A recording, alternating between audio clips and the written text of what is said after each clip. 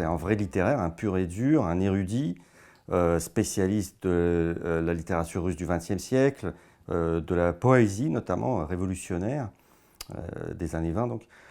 A priori croyant à l'idéal du prolétariat triomphant, jusqu'à ce qu'il tombe tout à fait par hasard, jeune, sur une carte postale de Picasso.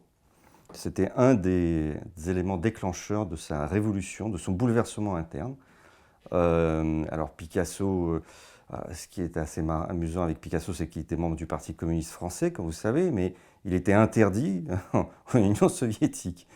Et donc, et son art était considéré comme un art peut-être pas dégénéré, mais ne prétend pas, ne pouvant pas prétendre à être montré aux masses, n'ayant rien du réalisme socialiste qui était le dogme. Donc le réalisme socialiste qui prétend que tout doit être fait dans une manière réaliste d'une part, et d'autre part avec une vision vers l'avenir, une volonté d'éducation des masses prolétariennes. Donc mon père tombe sur cette carte postale de Picasso. En parallèle, il s'aperçoit sans doute que le régime, donc on est encore sous Staline, le régime n'est pas aussi sympathique qu'on le prétend, parce qu'il a une petite aventure avec une étudiante française, Hélène Pelletier, et ça se passe bien côté romantique, mais mal côté régime, parce qu'il est aussitôt convoqué par qui de droit. On lui explique que cette femme qui est fille d'un diplomate, d'un attaché militaire à l'ambassade de France, eh bien, ça serait bien de la séduire et pour qu'on ait des éléments pour la compromettre et faire chanter son père, par exemple. Et donc là, leur idylle s'arrête.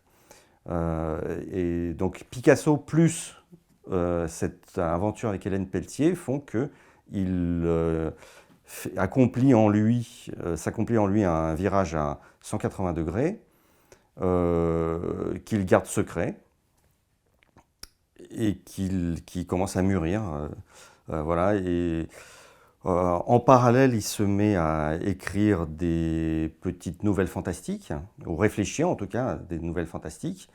Il a 30 ans. Il comprend que ces nouvelles, ces aventures littéraires ne seront jamais éditées en Union soviétique et qu'il ne peut même pas les montrer. Alors, Staline est mort en 1953, certes ça se réchauffe, en 1956, il y a le 20e congrès du PCUS et les crimes de Staline sont révélés, mais le régime ne change pas pour autant et il n'est pas question de publier des choses qui sortent du cadre du réalisme socialiste. Et ce réalisme socialiste le gonfle, pour parler vulgairement, tellement qu'il écrit un essai, Qu'est-ce que le réalisme socialiste ?